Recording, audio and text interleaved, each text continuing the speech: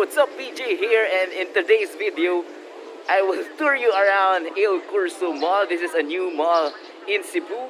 So we have here al fresco dining, and they also have a mall and cinema, but closed pa yung cinema because of the pandemic. But this place is good for, diba, dining, especially if you want to dine in with a view, yon, with the sea view.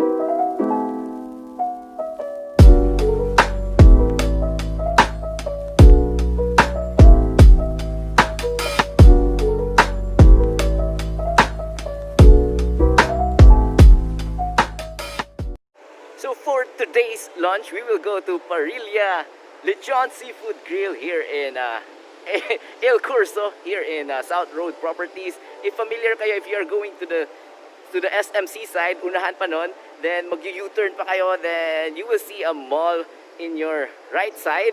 This is the Il Corso Mall. Relatively, this is a new mall, maybe around 2 years pa lang siya, and it's famous nga here with yung mga alfresco na restaurants. As you can see, you can dine in here with a coastal view of Cebu.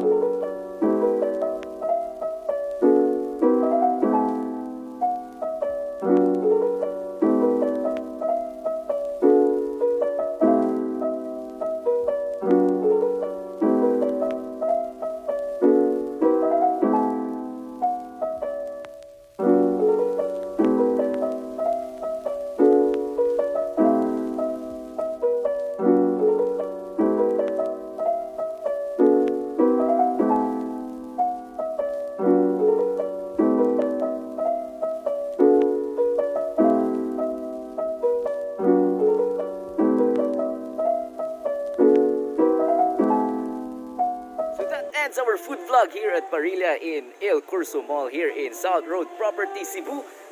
At ang sarap guys, napakalami. Sa Bisaya pa, lami ilang pagkaon. Ang price, sulit ra around mga 400, 300 and good for sharing na. So, if you are looking for a good place for your family, di ba, barkada, na to dine out, di ba, or dine in sa loob with a view, visit their place here in Il Corso Mall in South Road Properties Cebu. So, my name again is Peejay. Sa mga hindi pa nakasubscribe, subscribe kayo and hit that like button. And I'll see you again next time.